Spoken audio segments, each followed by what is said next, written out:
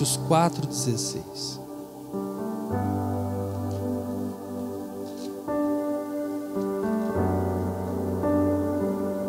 Por isso, não desfalecemos, mas ainda que o nosso homem exterior se corrompa, o interior, contudo, se renova de dia em dia, porque a nossa leve e momentânea tribulação produz para nós um peso eterno de glória, muito excelente. Leia comigo 18. Não atentando nós nas coisas que se veem, mas nas que não se veem, porque as que se veem são temporais e as que não se veem são eternas. Irmãos, Deus falou comigo grandemente nessa palavra aqui.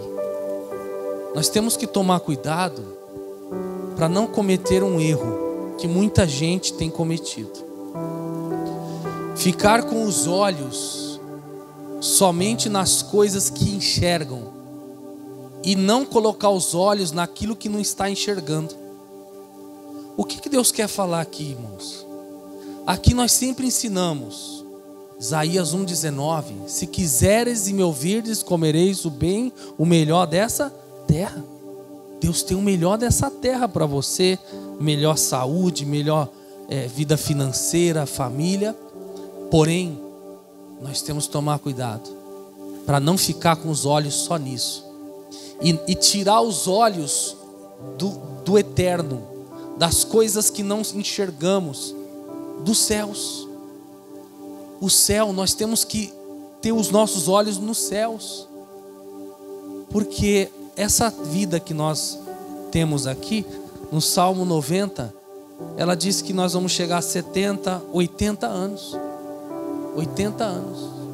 Alguns passam um pouquinho, outros vão precocemente, 20, 30.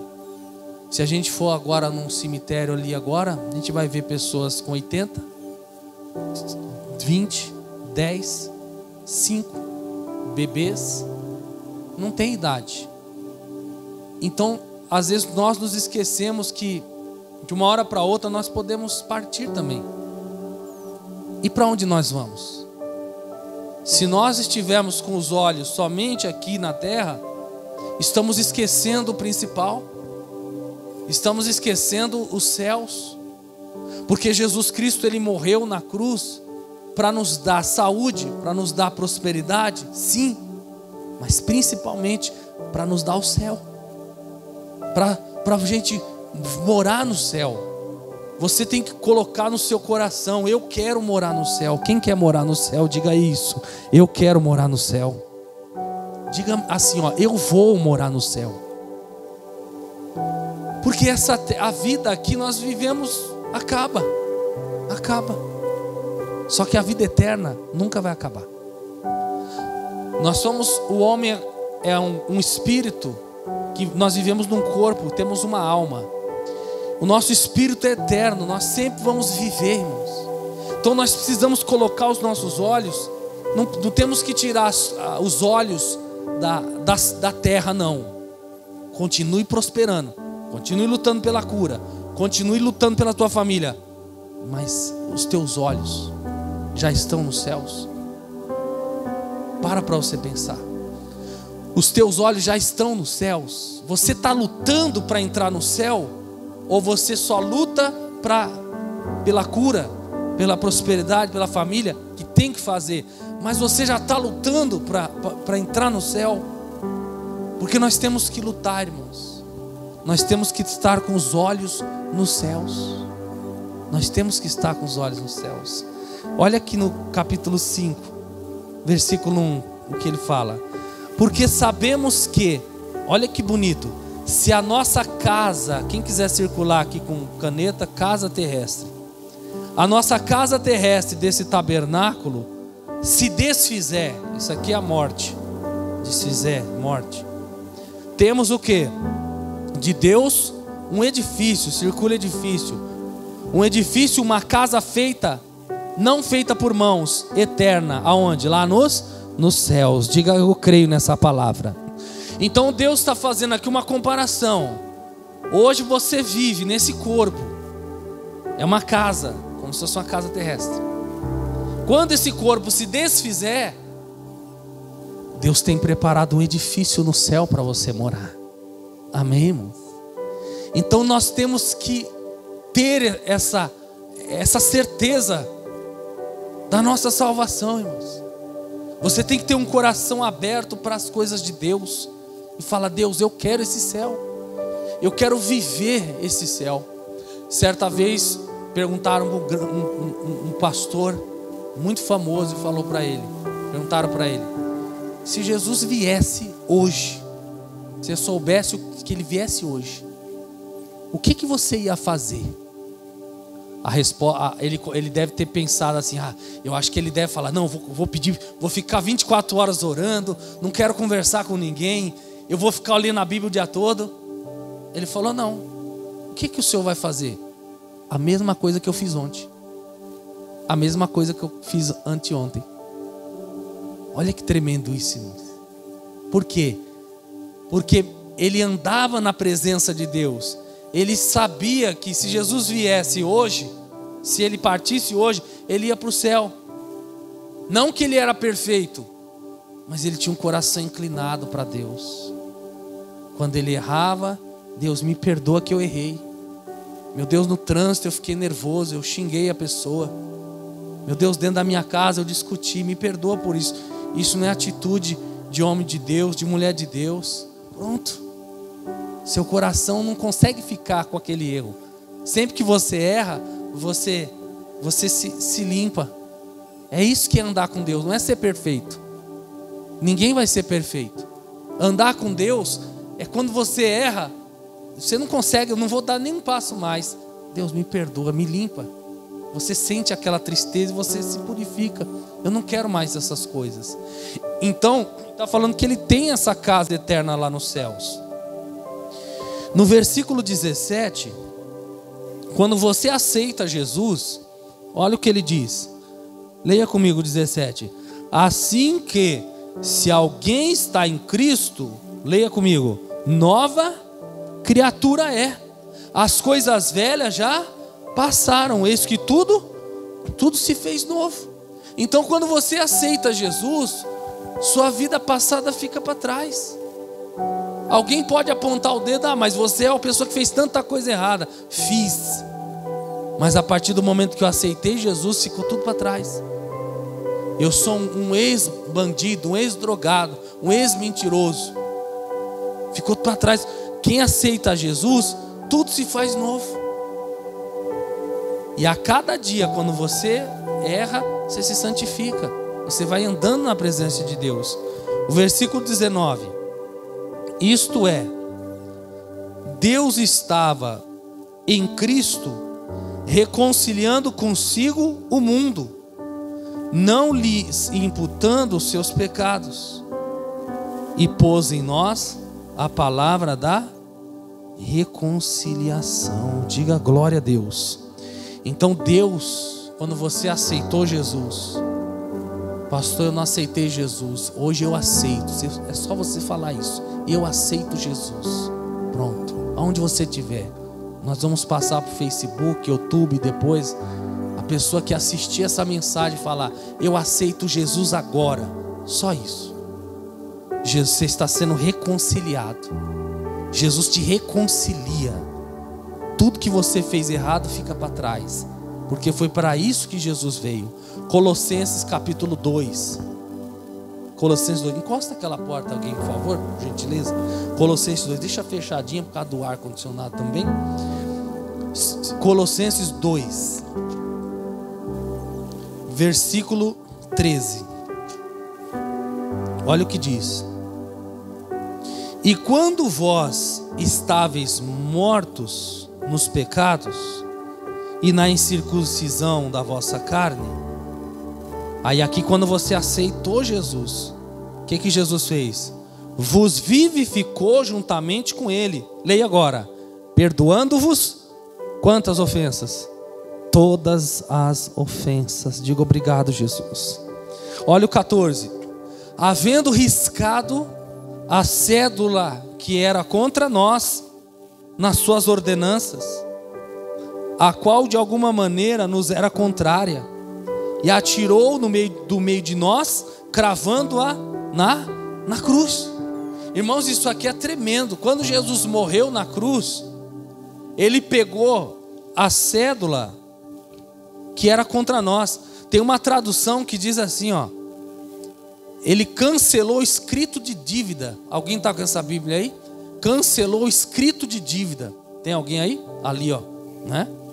Cancelou o escrito de dívida. Isso daqui Paulo está usando a linguagem do tribunal romano da época. Porque no tribunal romano eles tinham essa maneira de falar. Quando o preso, o condenado, ele era condenado e preso, sabe o que eles faziam? Eles davam uma folha com todo escrito de dívida, tudo que que essa pessoa foi condenada. Então eles davam uma folha: você está sendo preso por causa disso, disso, disso, disso. E ele entrava na prisão com aquela folha e ficava com ele ali. Quando alguém perguntava: por que você está preso? Ele só mostrava escrito de dívida, por causa eu fiz isso de errado. Então, irmãos, quando Jesus morreu na cruz, ele pegou esse escrito de dívida da minha vida, o seu escrito de dívida, e ele cancelou. Diga glória a Deus. Ele cancelou tudo que você já fez errado na sua vida. Jesus cancelou. Você não precisa mais dar satisfação a ninguém, a diabo nenhum. Ah, mas o diabo está me acusando que eu já fiz tanta coisa errada. Diabo, tudo que estava escrito, meu escrito de dívida, Jesus já cancelou. Jesus já cancelou. Isso é tremendo, irmãos. Ele cancelou. Hebreus capítulo 11. Nós precisamos também, irmãos, lutar pela nossa família. Porque você vai para o céu e a sua família vai também. Querer nós queremos, mas nós precisamos lutar também. Porque se eu perguntar que ninguém gostaria de ir, você gostaria de ir para o céu? E o seu marido ficar? E a sua esposa ficar? Só você lá no céu? E você procurar: cadê meus filhos? Não vieram. Cadê meu marido? Cadê minha esposa? Você não quer isso. Um homem chamado Noé, você já ouviu falar? Deus deu uma palavra, uma promessa para o Noé. E disse: Noé, eu vou destruir a terra, os homens, com dilúvio. Hebreus 11:7. Pela fé, Noé, divinamente avisado. Para um pouquinho aí. O homem estava fora da presença de Deus, e Deus falou: o homem não quer saber de me buscar. Não quer saber de me buscar. Abrindo um parênteses aqui. Alguns anos atrás, não lembro se foi, quando que foi aquele avião terrorista que derrubou as 2 torres gêmeas dos Estados Unidos? Quem lembra? 2011 ou 2002? Hã? 11 ou 12? E agora, hein? 2001. 2001? Vamos ficar ali, o Carlos está afirmando. Tem certeza, né, Carlos? Então fechou. Erramos por 10, né? De 1 para 11, 10. Então, olha só. Aí perguntaram, havia um pregador muito usado por Deus, chamado Billy Graham. Muitos já ouviram falar do Billy Graham, evangelista mundial. E chegaram e falaram: o Billy Graham já está na glória com Jesus. Foi com 83 anos, não lembro, mais de 80. Ô Billy Graham, aí perguntaram lá: onde estava Deus? Na frente de todo mundo assim, fizeram uma pergunta: aonde estava Deus na hora que que esse terrorista veio com aquele avião e derrubou e matou tanta gente? Aí todo mundo falou: agora ele como é que ele vai responder isso? Onde estava Deus? Aí o Billy Graham, com toda a calma, isso você pode procurar no Google que você vai ver. Ele fala assim: Deus estava no mesmo lugar que esse povo abandonou, que vocês abandonaram eles. Deus está no mesmo lugar. Deus nunca sai do lugar. O homem que abandona a Deus, o homem que abandona a Deus, a maldade no coração do homem faz o homem se afastar de Deus, e depois o homem quer culpar a Deus. Por que Deus não protege? Claro que existem pessoas que foram salvas, mas o povo se afasta de Deus e depois quer. Por que Deus, aonde está Deus? Deus está no mesmo lugar. Basta a gente buscar. Diz: chegai-vos a Deus e Ele chegará até vós. Então, voltando aqui, o Noé avisado, Deus está nos avisando, divinamente avisado das coisas que ainda não se viam. Olha lá, lembra? Das coisas que não se viam. Se quiser circular aí, não se viam. Lembra onde nós começamos? 2 Coríntios 4. As coisas que ninguém enxergava. No tempo de Noé nunca tinha chovido. Sabe essa chuva que deu ontem? Você viu que temporal ontem? Ontem foi sábado. E na sexta? Quem passou pelo temporal na sexta aqui? Eu estava aqui, nem no Lago dos Patos, não dá para passar, não dá. Eu não sabia não, fica ali meio metro de altura. E eu estava naquela chuva vindo para cá para resolver algumas coisas. Nunca tinha caído uma gota dos céus, nunca. Hoje é fácil, vai chover. No tempo de Noé, nunca, coloca aí no seu coração, nunca tinha chovido. Pastor, como é que as plantas nasciam? Deus levantava um vapor e regava. Nunca tinha chovido. Aí Deus fala para o Noé que ia chover e destruir todo o povo. Então ele não via, ninguém via, mas ele temeu. Temer aqui é respeitar. Ele respeitou a Deus. E para a salvação do quê? Da sua família. Preparou a arca, pela qual condenou o mundo e foi feito herdeiro da justiça, que é a segunda fé. Você foi chamada para preparar a arca. Diga: Deus me chamou para preparar a arca. O que é preparar a arca? É você ser salvo, buscar Deus a sua salvação. Só que você tem que preparar a arca, porque para sua família não ficar fora da salvação. Preparar a arca é você lutar, é você orar, é você clamar a Deus, é você buscar a Deus. Você está preparando uma arca para os seus filhos entrarem, toda a sua casa, porque você não quer ser salvo sozinho. Você vai ser salvo e todos ficarem fora. Não, o Noé entendeu: eu vou entrar e minha família também vai. Minha família, aquele que hoje está desviado, aquele que hoje está lá nas drogas, que está lá num caminho errado, vai preparando a arca. A sua oração está preparando a salvação da tua casa. Cada oração que você faz está preparando a salvação da tua família. Diga glória a Deus. Lá em Gênesis capítulo 7, Deus então fala com Noé. Primeiro livro da Bíblia, Gênesis 7, versículo 1. Depois disse o Senhor a Noé: entra tu e toda a tua casa na arca, porque te hei visto justo diante de mim nessa geração. Amém, irmãos? Olha que tremendo. São duas coisas aqui: entra tu e a tua casa. Veja que são duas coisas. Entra tu. Só que eu não quero entrar sozinho. Você não quer entrar sozinho. Tu e tua casa. Você tem que preparar essa arca para entrar tu e tua casa. No versículo 7 ele entra. E entrou Noé, seus filhos, sua mulher, as mulheres dos seus filhos com ele na arca, por causa das águas do dilúvio. Olha só, irmãos, quando Deus disse: Noé, eu vou derramar chuva, a promessa está no versículo 4. Porque passados ainda 7 dias farei chover, nunca tinha acontecido, sobre a terra 40 dias e 40 noites. E desfarei de sobre a face da terra toda a substância que fiz. Então Deus disse: Noé, vou fazer chover, vou derramar chuva. E o Noé começou a preparar a arca. Sabe quantos anos Noé demorou para preparar a arca? Quem sabe? Pergunta quantos? 120 anos. 120 anos o Noé preparando a arca. Noé pegando a madeira, cortando.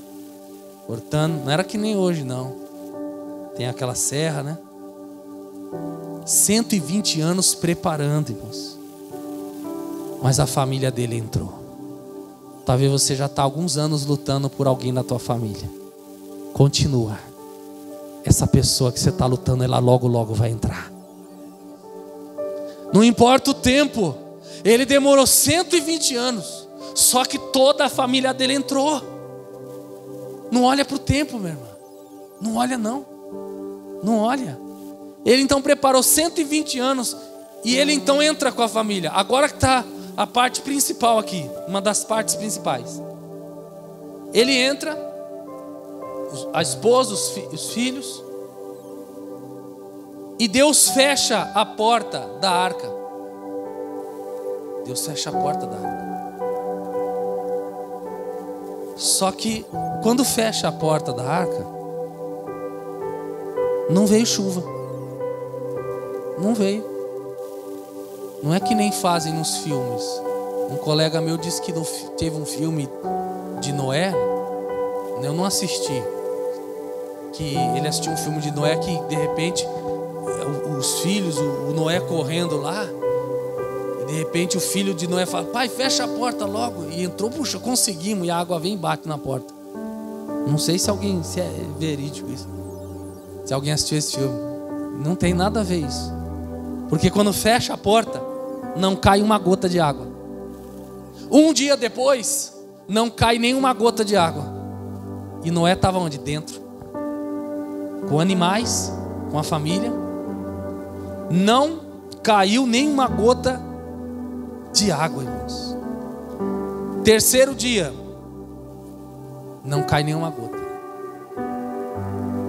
Dentro da arca tinha luz? Não. Imagina aquela escuridão. Porque a luz da época era como? Fogo, né? Mas só querer fazer um fogo dentro da arca, só se fosse louco, né? Então estava escuro. Quarto dia, não cai nenhuma gota de água. E ele lá dentro com aqueles animais e a família. Talvez no quarto dia um dos seus filhos chega e fala: ô pai, quantas vezes Deus falou com o senhor que ia chover? Nunca choveu. Aí o Noé vira para ele, sabe o que o Noé fala? Filho, Deus falou comigo uma vez só. Aí o filho: mas pai, só uma última pergunta. Há quanto tempo Deus falou com o senhor? Há 120 anos atrás. Tá entendendo?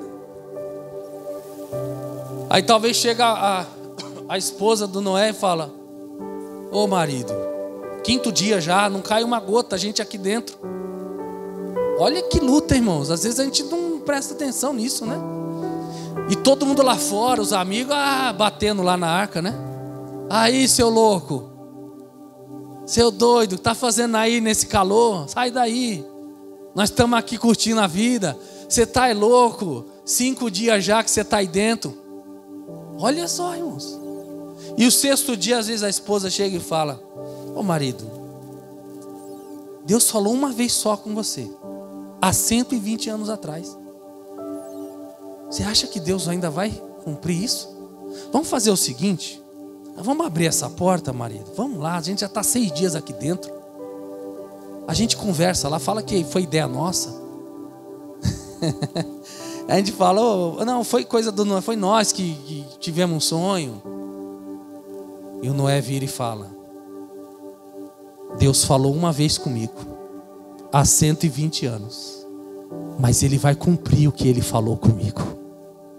Talvez Deus falou com você uma vez só na tua vida, há 5, há 10 anos, o que Ele falou Ele vai cumprir em nome de Jesus. Fica firme. Às vezes você está vendo Como nós vimos no primeiro versículo, não fique com os olhos no que você vê. O Noé não tinha que ficar com os olhos no povo zombando lá fora, olhando a escuridão, o tempo. Ele tinha que enxergar o que Deus tinha dito. E quando dá 7 dias, cai aquela chuva e todo mundo morre lá fora. Depois de 7 dias, Deus não falhou.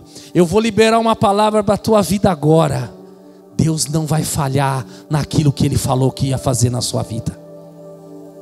Pode estar demorando, mas Ele não vai falhar. Levanta uma de suas mãos e diga: pode estar demorando.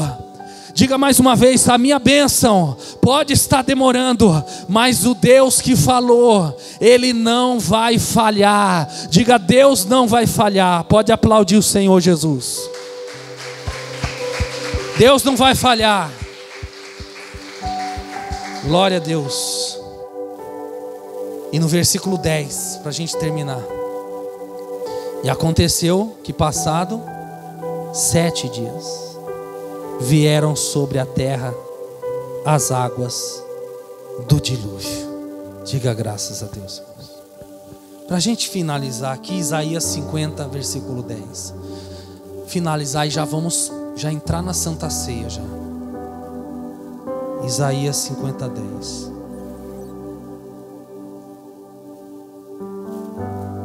Quem há entre vós que tema a Jeová e ouça a voz do seu servo? Leia agora. Quando andar em trevas e não tiver luz nenhuma, faça o quê? Confie no Senhor e firme-se sobre o seu Deus. Diga glória a Deus.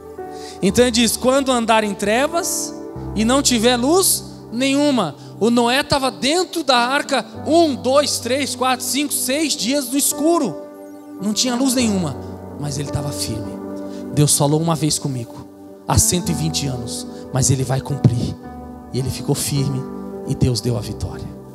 Coloca a mão no seu coração, fecha os seus olhos. Pai, oh meu Deus, nós tomamos posse da bênção. Pai, nós te agradecemos por essa palavra. Ainda que demore, ainda que as bênçãos venham demorar, Deus, nós vamos continuar firmes, confiantes em Ti, Deus, confiando no Senhor. Queremos a salvação. Diga a Deus: eu quero a salvação, eu quero ir para o céu, mas eu não quero ir sozinho, sozinha. Eu quero que a minha família também seja salva. Salva a nossa vida, a nossa família. Te agradecemos. Assim como Noé entrou na arca com sua família, nós também pela fé estamos entrando. Nós e nossa casa estamos sendo salvos em nome de Jesus. Diga graças a Deus. Glória a Deus, que mensagem abençoada, hein? Tenho certeza que Deus te visitou poderosamente. Venha fazer-nos uma visita. Quinta-feira, 9 da manhã, 3 da tarde, 20 horas, aqui na nossa igreja. Venha participar. O endereço está aí, aqui em Guarulhos, na Vila Galvão. E domingo, 9 da manhã e às 18 horas, domingo especial. Venha, traga a sua família. Compartilhe essa mensagem. Compartilhe com seus amigos. Nós estamos aqui para orar, para abençoar a sua vida, em nome de Jesus.